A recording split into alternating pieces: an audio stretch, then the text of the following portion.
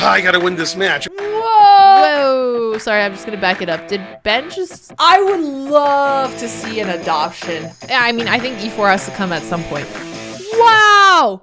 Welcome to the Alexandra Strikes Back. As you guys know, last time I had a match with Grandmaster Ben Finegold, he took me down. It was embarrassing. I did my best, but I couldn't win. So Nikola, the sponsor of this match, had a great idea of putting Ben against an Alexandra his own size. We have Miss Grandmaster Alexandra Kosteniuk, former women's world champion, highest chess.com rating, about 2,700. I think let's see what Ben's stats are. His best blitz rating is 2698. So pretty close, actually. Pretty close. You guys can try to pick who you think is going to do better. Let me just make sure that I'm following both of them. I do not want to miss this action. I am afraid they're going to start and I'm going to miss them. All right, I'm following her. Oh, they just started their first game. Okay, so this is their first game, you guys. The match has started. We are here. Let me just fix the chat setting as well. Hey, Vila. Alexandra is playing from Paris right now, so it is 8 p.m. her time. Ben is on Eastern time, so it is about 3 p.m. for him. Let's see who is feeling more fresh. Okay. We are also squad streaming, so if you guys want to go watch their individual streams as well, you can. All right.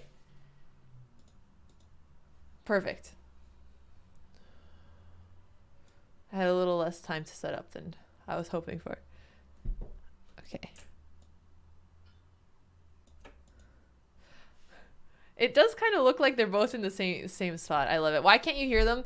Because then they would be able to hear each other as well. Okay, cool. So what do we have here? We had a King's Indian attack from Chess Queen. Their ratings are actually closer than I thought here. If you guys want to hear them individually, we're squad streaming, so you could see what they're saying as well, Andrew. But I don't think they wanted to be talking to each other. So they're more giving thoughts on why they're saying. Why is everyone in black? Is it Ben's funeral? Absolutely crazy coffee, man. So Alexandra is pushing g4. She is going for that kingside attack right away. It looks like if black plays bishop g6, then f5 is coming, and I don't know where Ben's going to put his bishop. So he's actually forced to sacrifice 2 pieces for a pawn here. Usually when you do those kinds of sacrifices and they work out, you have enough pieces to bring to the king side, but I think that was just a blunder on Ben's part. Miss Chess Queen is also up on time here, so things are looking really good for white so far. Oh, you're on the app, so you can't do squad stream. Oh, I'm sorry about that.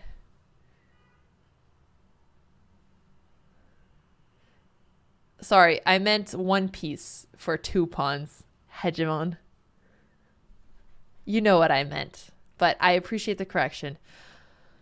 What is Ben trying to do here? He might be considering sacking his bishop for the knight and then grabbing the pawn. Alexandra saw that, so she just defends the pawn instead. Very nice play by Kosteniuk over here. Okay, Ben is bringing one of his pieces in. He's defending his bishop. Bishop knight e5. Her knight found kind of an outpost. It's not quite an outpost because it could be kicked out by the pawn later on, but it's very strong centralization for her knight. She still needs to develop her bishop and her rooks at some point. She's a bit behind on development, but she's up material. Her king is safe, and her time situation is looking pretty good here. If Ben manages to win this, are there any higher rated Alexandras to throw at him? No, I think Alexandra Kosteniuk is the highest rated Alexandra in the world. Maybe we'll get Alexandra Grishuk. I don't think Ben could take him down, Shocular. I don't think he could take him down. Goryachkina is lower rated than Kosteniuk last time I checked, unless that changed. Okay. I kind of like bishop takes c4 here. I know we're giving the bishop pair, but you can make decisions like this when you're up material. I will say, now Alexandra's king is looking a little bit more risky. There we go, rook e6. So, when you're down material, you have to attack here. he can't play rook g6 right away because of the knight. So that knight on the center has a lot of control here. It's actually really annoying. Oh, Modern Pepe, I hope so. Sorry, I didn't tell you guys the format. We started so quickly. Forgive me. The format is 3-2 first to 10 wins. I did put it in the title, but the title is a little bit long, and maybe if you're on mobile, you can't see it. Also, they're playing for a prize fund of $1,000. Oh my gosh. $1,000. So the first place winner is going to get $700. Second place is going to get $300. This is all thanks to Nikola. So if you guys can give Nikola a big thank you for putting this match together. Also, I got to talk to Alexandra Kosteniuk before the stream, and she was my childhood hero because, you know, she played chess, Eastern European, had the same name. So I really looked up to her. So it's really exciting. She was like, her and the Polgar sisters were my role models as kids. I don't know. When you're a little girl, it's just much easier to look up to other girls. Okay, now she's attacking. Goryachkina is higher rated. She's 2575 FIDE. Okay, Vila. I mean, Kosteniuk has been... What's Kosteniuk's highest rating, Vila? Can you come with some stats that we could share with the crowd? That would be great. So we do have another option, Shocular. I guess so. I thought Kosteniuk has been historically higher. Oh, now we could just take the rook. Okay. Well, now we're just up a full rook. Well, not a full rook for 2 pawns, but when you have a full rook against 2 pawns, it's really easy to win those back, not to mention that she has a really strong attack here. So it looks like she is going to get the first win here.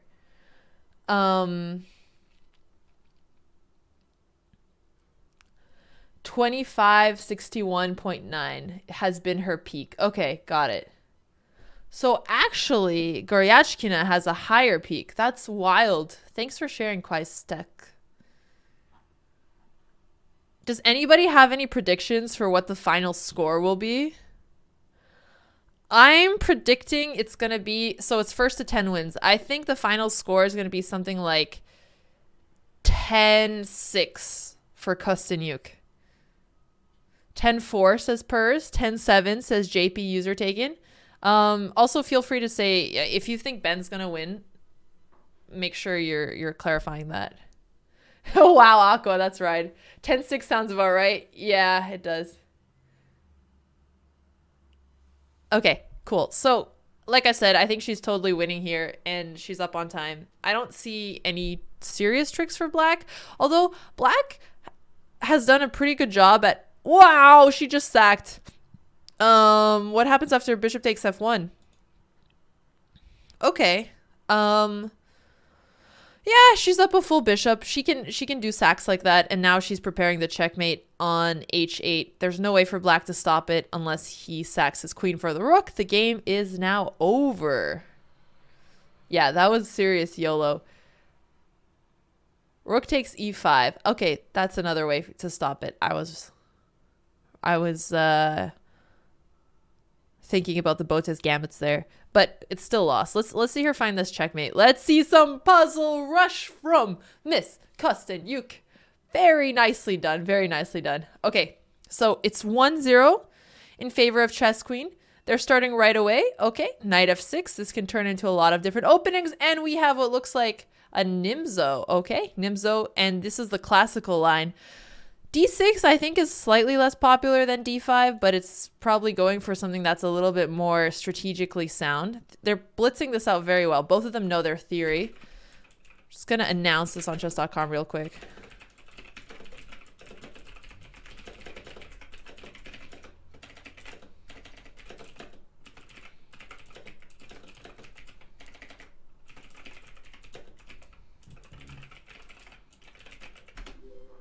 Quickly, thanks for gifting to Sparkly Markley. Ben always loses the first game against Alexandra. That is true. If you guys want to see the score, you could see it to their left of their photos. So right underneath me on the layout, you can see Ben has 0 and Kosteniuk has 1 point. This is actually a pretty scary looking position for Black because White's pieces are all pointing towards the king side. So she is going to have to be careful here. She has a much better pawn structure. E takes d5 looks like she could potentially win a pawn. But if she moves her knight from f6, then she's going to lose the pawn on h7. So she does have to be careful.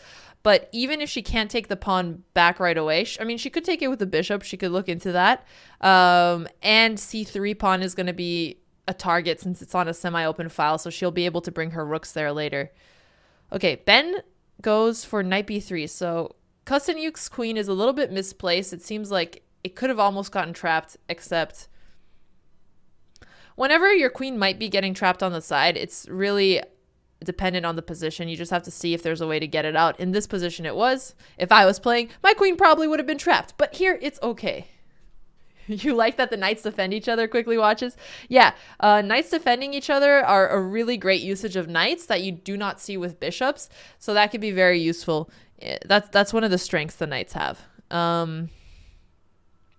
The only issue with knights defending each other is that usually one of the squares of the knight is better than the other. So the knight on f6 is better placed. So the knight on d7 is slightly misplaced because the better square is taken by his brother on f6. Sorry, I'm starting to get sick again, but this game is going to be exciting enough. I'm getting adrenaline. I don't even need coffee anymore. 70-30 is a solid split for the prize purse. I think so too. It really is going to force both of them to have their fighting spirit. Okay. So what's going on here? Kosteniuk has managed to win a pawn. She has an extra pawn. It is an isolated pawn, so even if she hangs on to it, it's going to be a threat in the endgame. Ben has the bishop pair, and it's an open position, so that's somewhat of an advantage. So even though she has an extra pawn, I wouldn't think that it's actually going to mean that black is better here. All right, knight d4. He is centralizing his pieces here. He's also bringing his knight closer to her king, but he gave the pawn on c4 for free, and now she has an extra pawn that's also a pass pawn that is now she has two extra pawns, and it's also not an isolated pawn. What opening was this? This was a Nimzo Indian, and they played a classical variation, Modern Pepe. So if you want to look up the Nimzo Indian, you want to know more about it, you definitely can. Mapriel, good to see you. Okay, queen f4. Ben realizes he's down on material, so if he isn't able to get some type of blow this early on, he's going to lose in the endgame. He's down 2 pawns, and Kosteniuk doesn't have any weaknesses in her position except for her king side, which is really dangerous here. So he can probably even sack here. Yeah, I think h6 was a big blunder by Kosteniuk, actually.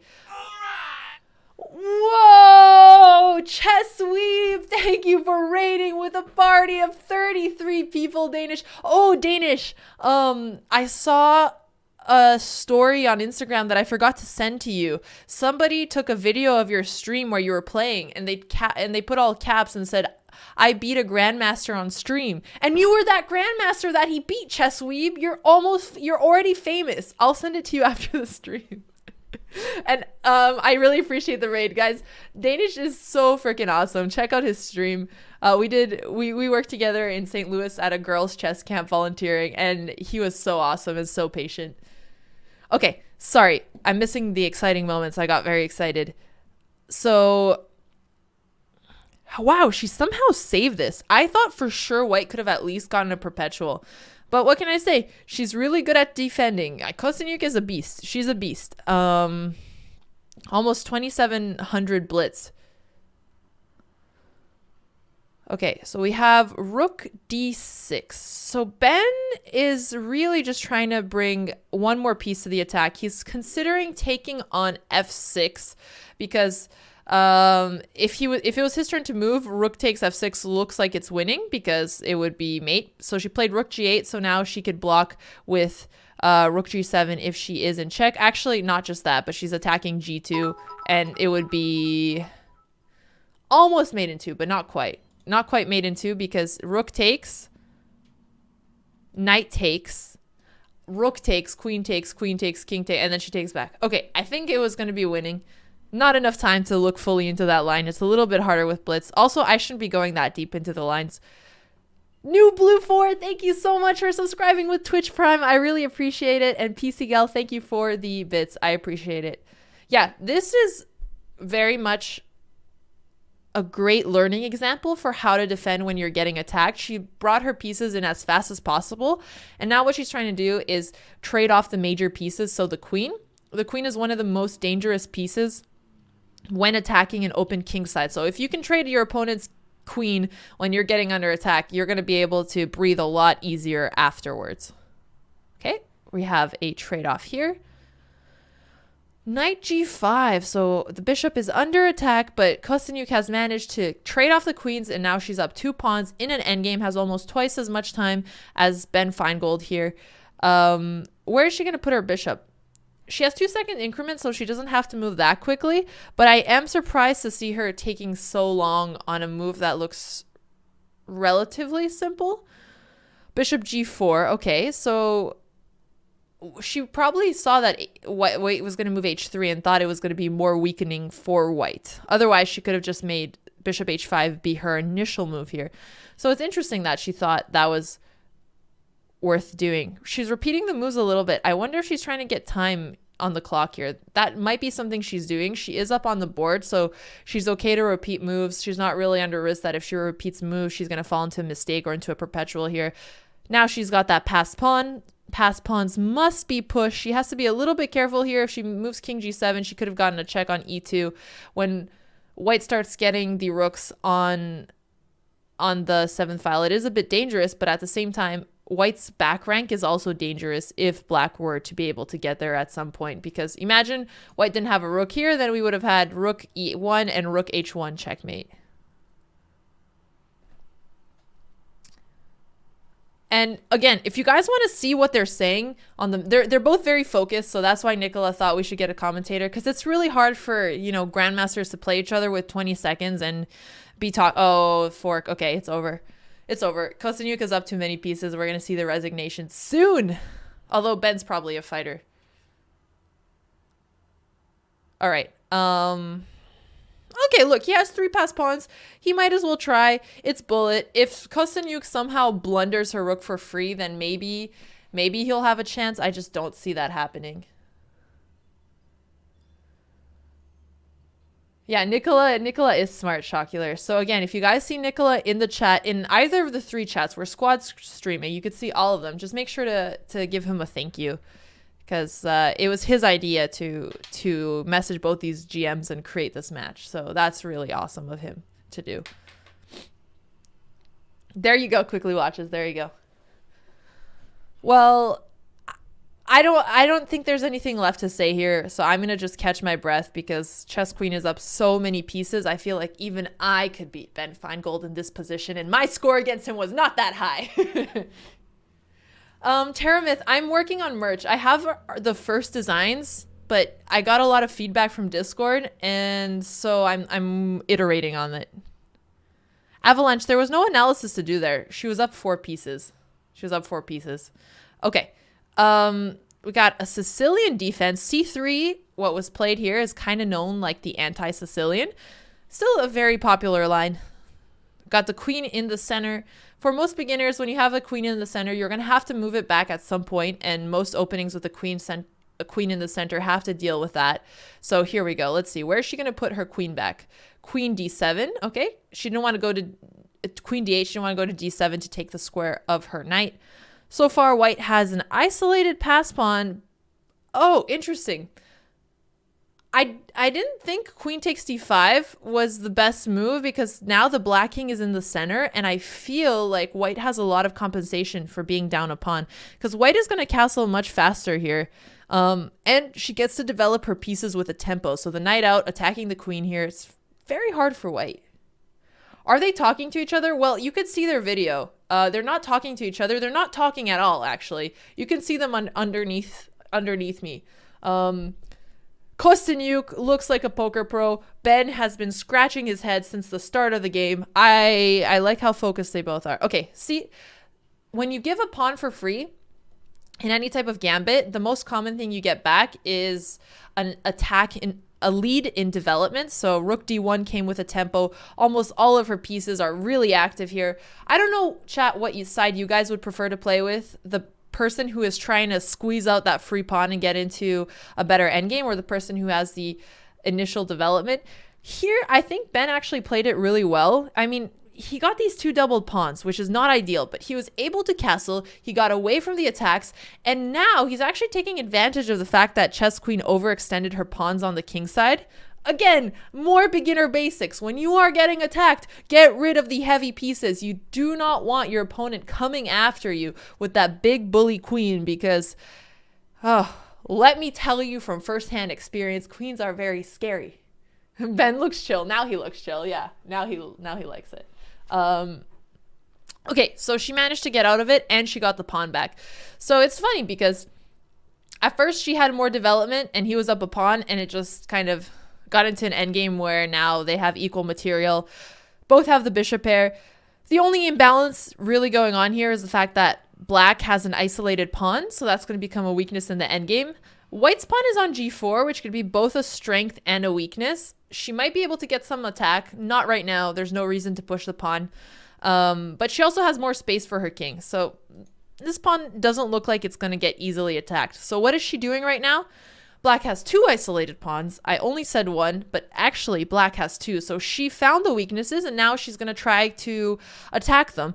The further black pushes his pawns into enemy territory, the easier it would be to attack for white. So instead of protecting his pawn, he is protecting it by putting pressure on b2. If the knight moves away, then he's going to take on b2. Okay, so a4 instead. She's protecting her knight. a6 looked like the reasonable option here, although you do have knight c7. Which looks pretty strong, because then you could take on a6 right away and rook takes b2. It almost looks like you're winning a pawn here. Although after rook c7, you could play rook c8 and then you're going to protect your pawn. So it actually doesn't work. So never mind. That's why she played knight d6 instead. Okay, so she traded off her knight, got the bishop pair, which is great in the endgames in open positions, because the bishops are able to travel so much more quickly than the knights. So I wouldn't agree with all in none play that white is winning. But I would agree that white has a better position. Although this is still really hard to convert to a win. But it is a blitz game, and she's up a minute on Ben, which is really huge in anything that can be complicated. Okay, rook c6. She is putting pressure on c5. It's now attacked twice. Now she has a pass pawn. Yeah. I think with all of this, with her having the bishops being up on time, I would say like 70% chance that she's going to win this. Probably even higher if we had to put betting odds on it. Like a leave. I'm really glad to hear it. Thanks so much. Okay. So what is going on here? Rook takes c5. She's up a pawn. She has a pass pawn. So one thing you see a lot in endgames is when you have one advantage, like she did here with the bishop pair, you can convert it to a different type of advantage. In this case, she's now up material. Black is preparing to play rook b2. Rooks on the second rank are one of the most powerful places to place your rooks, especially when they're doubled. She wants to put pressure on f2.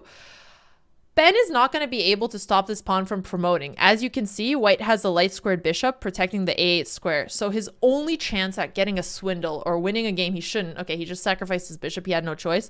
Is getting some type of tactics on the second rank or some type of draw. But this bishop is really good at defending. So for example, even if white loses this pawn on f2, the king can go up to g3 and there's no more checks on g2. So she doesn't have much to be worried about here, because the white can do the same thing and go for the 2 pawns here. Okay, it looks like she is going to checkmate him. Kosteniuk, too strong here. Did I mix up the colors? Orange fruit juice, maybe. If I'm talking really fast and it sounds like I mixed up a color, I probably did. Sorry about that. Let me know if I did, and I'll try to fix it.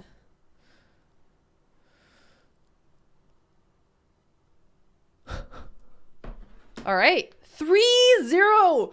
I would love to see an adoption. It's wrong for me to even talk about it this early. Okay, we're seeing the same line before, although Ben didn't play e4 before. So he's going for a more aggressive line. We see another Nimzo classical. Classical is when white puts the queen on c2 to protect against c3. The main idea being that if bishop ever takes the knight, you take back with the queen and you don't mess up your pawn structure by taking back with the b pawn here. Hey, John, good to see you. Also, Crazy Coffee Man, thanks for helping with setting up the commands there.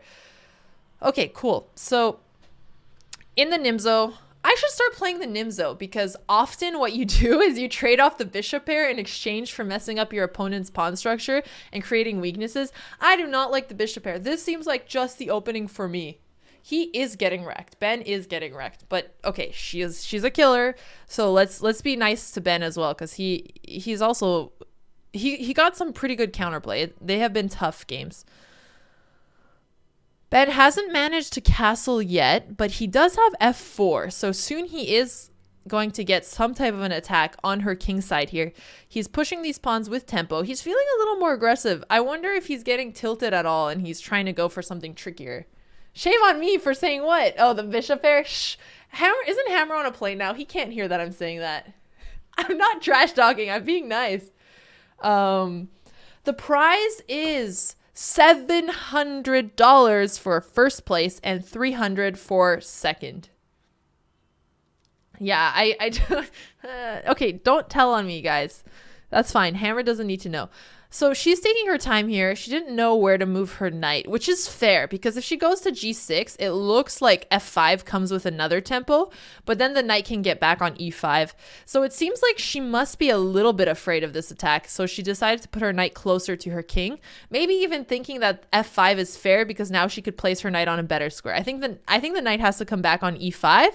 And now her knight has a nice outpost. She's calculating if to go knight h4, but I wasn't convinced about this. I wasn't convinced. I'm guessing if bishop f5, f3, then she would have traded the bishop. What? You can't take here? She's just leaving her knight hang on h4.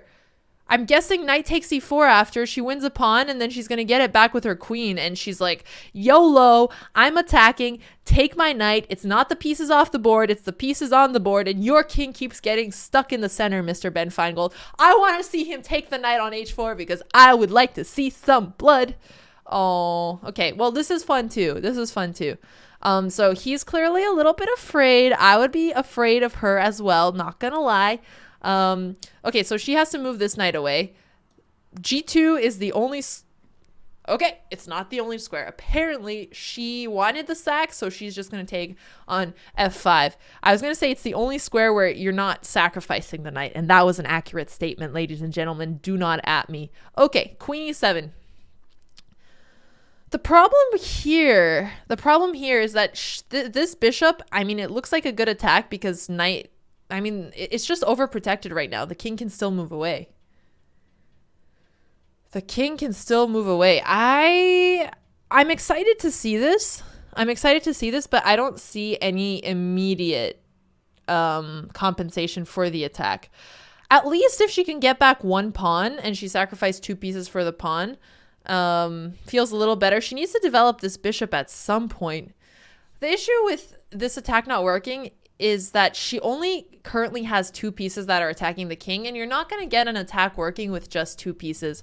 She really needs more pieces at play here. So b5, what she's trying to do is open up this. That's exactly what she's doing. She's getting more pieces into the game, which is what she has to do or it's not going to work. Knight takes e5, then we're going to take the rook on h1. If I were white, I would probably take on e5 and let the bishop take because trades are generally better if you're up material like Ben is. But Ben doesn't listen to me. They're both GMs. They do what they want, and I'm just, here kibitzing. That's okay. Okay, so rook e8. She says, you know what? That's fine. I'll just bring another piece.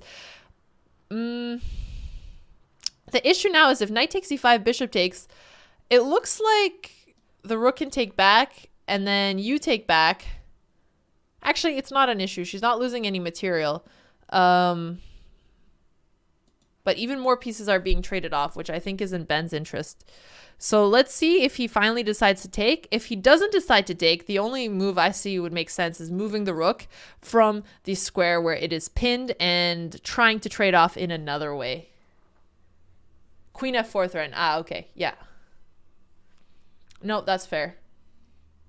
Okay, so what are her options? She can take here. She can take the knight. She could push h5. What else can she do? Those seem like the best options to me. Her pawn is hanging, but that doesn't seem like a priority. Bishop takes f3 is tempting because this knight is protecting a lot of the squares, so it feels like maybe the queen could get on h4. Rook takes e1. Also interesting, and could be followed by bishop takes f3 in the future, although she does want to be careful about how many pieces she's trading. Has to take with the knight, or she would have lost a piece. Kosteniuk is really sharp tactically, so maybe she saw something here. Like, for example, queen h4 is still coming at some point here. Again, she only has 2 pieces to attack the king, so what white should do is try to trade off one of these pieces. So white should probably play bishop e4, trade off this piece. No, refresh back to the game. Sorry. Trade off the piece, and then just be happy that he has a piece for 2 pawns. But instead, he played bishop e2. Okay. Oh, no. Is the game not loading? No, it is loading. Okay. Ben only has 20 seconds. Ben only has 20 seconds. Oh my gosh. Oh my gosh. Oh, she's winning a piece back. She's winning a... Yes, yes. Holy smokes. She's just winning. She's just winning. Ah. Okay. Poor Ben. He really had this game. She's so tricky, so tricky. Oh, man. Okay. Well, she's up 2 pawns now, right? Because she was up 2 pawns for a piece, and now she just won a piece for free. I think she's trying to look for some tactic here. Bishop c6, holding the e8 square, so there's no checks. If she could just somehow trade off the queens, then she's totally winning here. h5, okay, also trading off the pawns. I think that's fine. Why did he not play bishop e4, Z Nation? I'm not sure. I thought bishop e4 looked pretty good. But if you want to go back and look, feel free to. Yeah, she won 3 games, Taramith. This is the 4th game. It's going to be 4-0. What an absolute beating here. Oh, trade the queens off. Let's see it. Queen c5, simplify the game, get the queens off the board, and you're up 3 pawns. You're chilling. He can resign here, but it's Ben, so he's going to keep playing. You guys, if you want to send some congrats to Chess Queen for her good play so far, go to her chat. If you want to send Ben some, hey, you can do it, man, for the recovery, go to his chat as well. Feel free to support both players. Kind of like a spectator sport. Wow. We're squad streaming. You guys can see them. Okay. Again, she's up 4 pawns here. Black could literally just push them all and win. So I'm going to take this moment to sip my coffee and relax.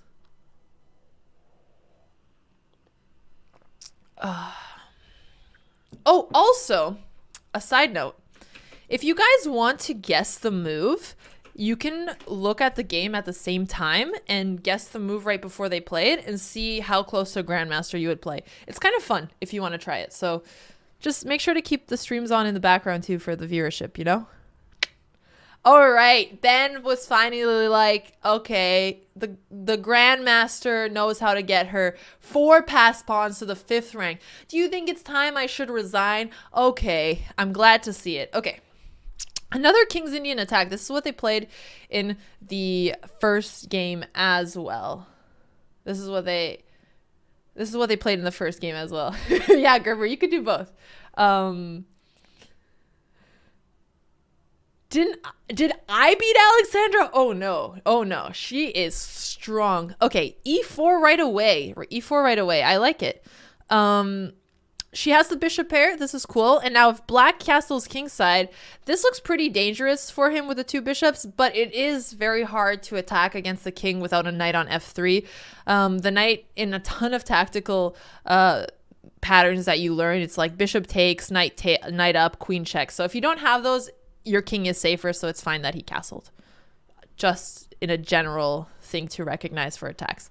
Okay, f5. Look, it's an aggressive move, but e6 is now a backwards pawn, meaning it can't be pushed without being taken by another pawn, so he's going to have to be a little bit careful about it. Here, a good option is always doing nothing. So she doesn't actually have to move the pawns, because if he takes, she'll take back. She is protecting it because the bishop is attacking it twice, so she doesn't lose a pawn. Bishop takes f4. She had to develop that bishop at some point, but now she's not going to have the best pawn structure. She has 2 isolated pawns. Ben has 1. Which one is easier to attack? I feel like the e6 pawn is easier to attack because both of the rooks can double here. It would be slower for black to try to do the same thing, and the king is also protecting the f2 pawn, but it's an endgame. Black is activating his king as he should. They almost have 3 minutes. They've played this really fast. Technical draw.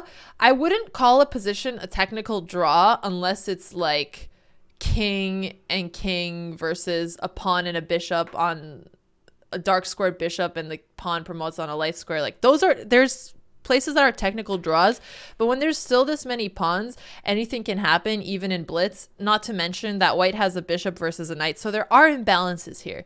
Like, it's technically an equal position, but it's not a technical draw. It's harder for black to defend, and we're gonna see how she tries to complicate this. Like two bishops versus knight. Is that a technical draw, Rafinio?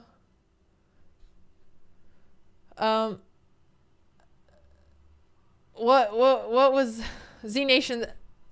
Cabelli, that was a lot of text. It just confused me. So if you're trying to say something, just say it in a way that I could read it. Yeah. No, it is. I mean, it's equal in terms of the material, and that there's nothing sharp right away. And like most GMs playing this classically, the most likely result would be a draw. So that is true. But okay, we're arguing about semantics, and that isn't really important to the game here. So what should white try to do here? What should white try to push, and what should black try to do here too? He already got his knight to an ideal square. It's on a dark square. It can't be kicked away by the light squared bishop, and it can't be kicked away by any pawns, because you cannot get a pawn on the e file and you cannot get a pawn on the g file. So that is good. He's actually putting pressure on h3, the isolated pawn. So white is going to be busy trying to protect it. Rook ge3. She's just putting all of her pieces on the optimal squares. They're putting pressure towards e6. Doubled rooks. There's a bishop on a2. So what to do here? We have h6 if black wants to try to move his pawns forward. I don't really think that's necessary, though. The pawns are pretty good defensive fortress. They both have a lot of time. I think it's going to be really hard for either side to push anything. Let's see what they try. Now the position has blocked up. I don't see a lot of ways to push forward. Something like d5 at some point, if the knight isn't here, because the e6 pawn is pinned, would be good. But the knight on f4 is protecting the d5 square, and it can't be kicked out. So she seems like she's trying to do that. c4. She will have to be careful, because if she pushes too far, which it seems like she's pushing for a win with the move c4, sometimes in an end you can over push and you could lose. I'm sure she knows what she's doing, but I've seen, top grandmasters. It does happen to everybody. It does happen to everyone. Hey, Photo Chess. How are you? Good to see you. You accidentally copy the streams you followed and click enter, Zevely. Okay, got it. She's going for adoption. If she is going for adoption and she pushes too hard in this game, it's not going to be a good look, because black has some tricks too if she's not careful, right? If black can somehow get the f2 pawn, his rooks are looking right towards white's king. There are some mating patterns that could be done with the 2 rooks and the knight, so she's got to be a little bit careful here. She's under a minute. Ben is now under 2 minutes. He's taking his time. I wonder what he's thinking about. He's not talking, so we're not gonna know. Wow, we really are. We look like we group coordinated what we're wearing. Look at this black choice by all of us. She filled out the adoption application. Looks like it might get rubber stamps. I don't know. I'm a little concerned. Ben is being tricky. He's putting pressure on h3, and if king h2, then we're gonna see g4. So this pawn is now in trouble. I think we gave black some chances here. g4 looks pretty scary to me.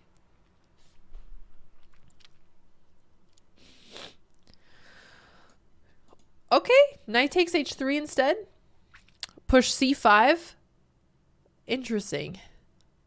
Because now the e6 pawn is going to hang out as well, but so is the f2 pawn. Why can't the rook take here? Because of rook takes here. I think so. It looks very tricky. We gave black some chances. My bias, Jurganiski, this match, if you see the promo video, the whole theme is that it's strike back, the Alexandras strike back. So, I mean, that is part of the joke, that I couldn't beat Ben, so I sent in a stronger Alexandra. You know, just to make it a little bit more fun. But I'm not going to give any bias on whose position is better. I mean, here I would definitely prefer playing black. He's up a pawn. He has 2 passed pawns. He's up on time. At least her king is where the 2 passed pawns are, but it seems like he might actually pull this game off. It looks like he should be winning. She's making space for her rook to come to e7 check. She's trying to push the king towards the back rank here so that it has less space. Active king, super important in the endgame. And then her king can also come behind the pawns. At this point, she should be happy with the draw. We'll see what happens. Yeah, I'm very openly biased. No hidden bias, guys. Okay.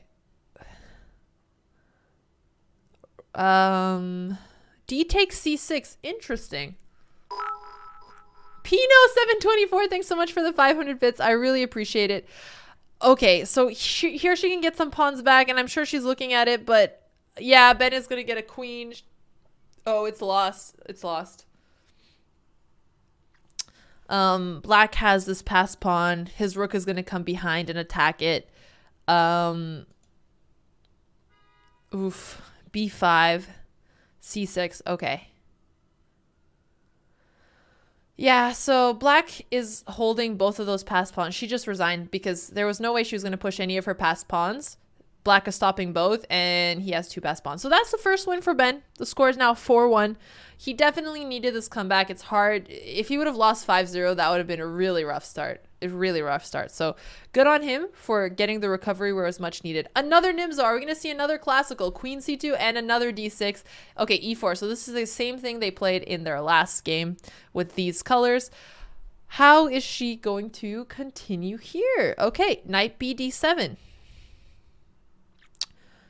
Last time she traded her bishop for the knight here. And white got a really good kingside attack, but she was able to fight it off. Yeah, she does have 4-1 against Ben. I'm saying if it would have been 5-0, it would have been really rough. So I'm saying that that last win was really big. Because when you've lost a lot of games in a row and you're starting to feel tilted, it's probably also affecting your psyche a bit. So we're gonna see if this changes things. Ben seems really relieved that he dodged the adoption. You think so, Mechanic? I don't see too many facial expressions on both of them. They both seem pretty quiet, guys, but that's because they're focusing. This is a tough game. Okay, so e5. She's playing it differently this time. She is blocking up the center, which I think is an improvement on her previous game. Because her previous... Now, if a3, I think she definitely wants to just give up the bishop for the knight because it's a close position. But if she's going to play against the bishop pair, she wants to keep the center closed because that's when her knights are going to be more powerful. And if she is going to trade her bishop for a knight, then she wants to also mess up white's pawn structure.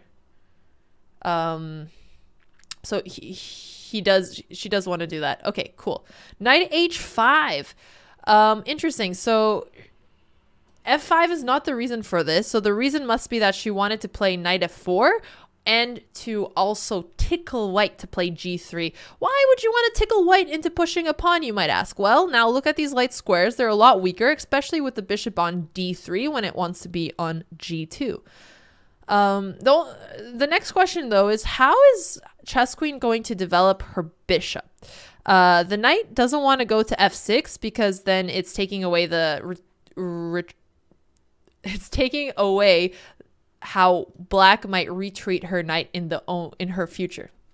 Okay, I tripped over every possible word there. Fantastic. The queen and bishop now is also actually misplaced because they only have one purpose, which is to put pressure on c3, but white is defending those perfectly.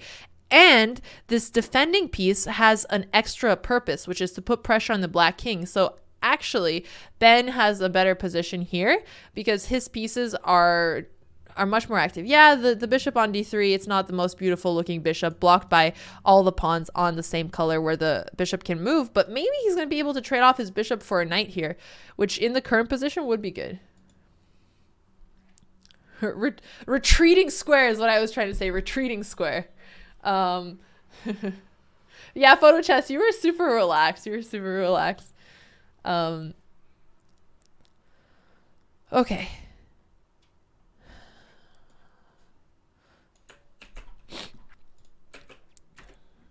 All right, so interesting decision for Ben to castle. It seems like,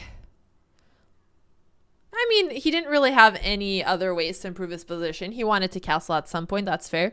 We finally see black retreating her queen. Like we said, it wasn't actually doing much on a5 anymore. And now white can take with the bishop or the queen and not mess up his pawn structure. Okay, he took with the bishop.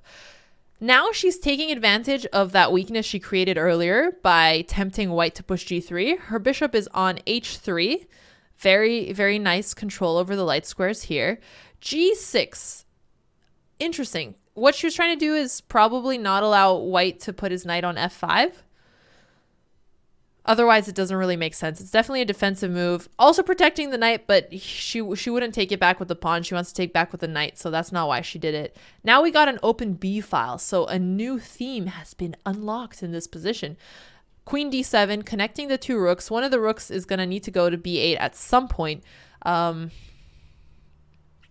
kings are a little bit uncomfortable. I would say black's king is still better placed because even though the pawns are a little bit pushed and a little bit awkward, white doesn't really have any attacks here. Rook b8. Is she going to trade rooks off here? And then if the problem is white is now going to have control over the open file. Okay, so queen c7. White doesn't want to take because then black is going to take, white will take back with the second rook, and then the queen would end up on b8 and have control over the open file. Open file, very important for pieces that can move vertically. Okay, knight d7. Knight d7, interesting. She was able to move this because f3 is now blocking the bishop from taking the knight on h5. So she is shifting the focus of her pieces here.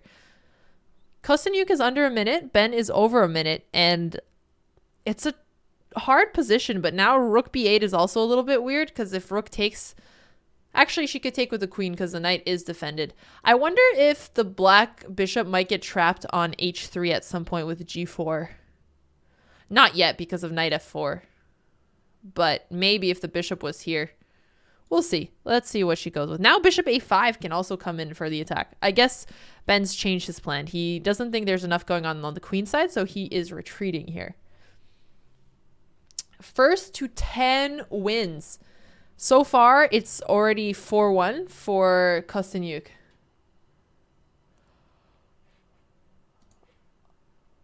Obak, don't at me with silly comments. If you're going to say a silly comment, the least you could do is not at me. Okay. Clock pressure from Ben. Yeah, absolutely. But Ben is going to get into time pressure here as well. Ben's bishops are not looking so strong in such a close position here. Bishop d7. Okay, so it looks like she's looking towards the a4 square, but also her bishop wasn't doing much on h3 anymore. The knight is now under attack, and she's not going to want to mess up her pawn structure, so she should move her knight somewhere. Okay, so knight f6. Instead of g7, she wanted to put pressure on e4. The problem is if white is able to open up this position, then white's bishop pair is going to be a huge advantage. So she should actually try to keep it closed, which she is by protecting the pawn on e5 and f6. f6 nice move, so she can take back with a pawn. Using these pawns as a blockading force is very important. Very important. Okay. Got queen d8. in endgames between GMs, we see a lot of small moves like this because there's not much to do. So you're often just trying to react to your opponent's plan and slowly improve the position of your pieces. So her queen's now on f6. At least she's controlling the open file and also close to her king. Ben is starting some type of attack here. I would much prefer to play white here. It looks to me like this is one of the positions that's easier to attack in time pressure than to defend. If she has any, slip up, any blunder, then it's only Ben who could push this position. But I'm curious if she could reposition her knights in such a way that she's taking advantage of the close position. For example, imagine one of her knights on d4. That would be really helpful. Okay. Ben has not been giving her any room to breathe. He's continuing to put pressure on the king side, so the queen is tied to f8. It is also hard for Ben to continue attacking because his knight is misplaced now. So to get into the attack, it has to come on f1. It couldn't come to f3. If his knight could get to f5, that's a great square for Ben. Really nice square. It seems like, Ben is pushing this really nicely. He's playing this really well. He activated that knight that was doing nothing. It's now coming into the attack. Queen g5 looks terrifying unless there's some type of perpetual for black here, which I haven't actually seen yet if there is a perpetual because I don't see what... Oh, she resigned. Okay, so I'm guessing there wasn't a perpetual because of what happens in this situation. Oh, there's no queen d2 check because of the queen. Okay, and then there's no way to protect the mate. Wow. See, I'm telling you, it is big to get off of the tilt. It's great for him. The fact that he won that game, I think we're going to see a little bit of a change in tone in the overall match results. So now it's 4-2. Good for Ben. It's hard to get a clean sweep that early on. So we do want to see a fun, fair match from both. Rufus and Doofus. Oh, he's taking a bathroom break. I can see since he's not there. Crazy Canuck, I'm glad to hear it. Actually, I need water. My mouth is getting dry. I'm talking much faster than I usually do, and I always talk. Oh, she's taking a snack break. Okay, we're all on break. I'm getting water.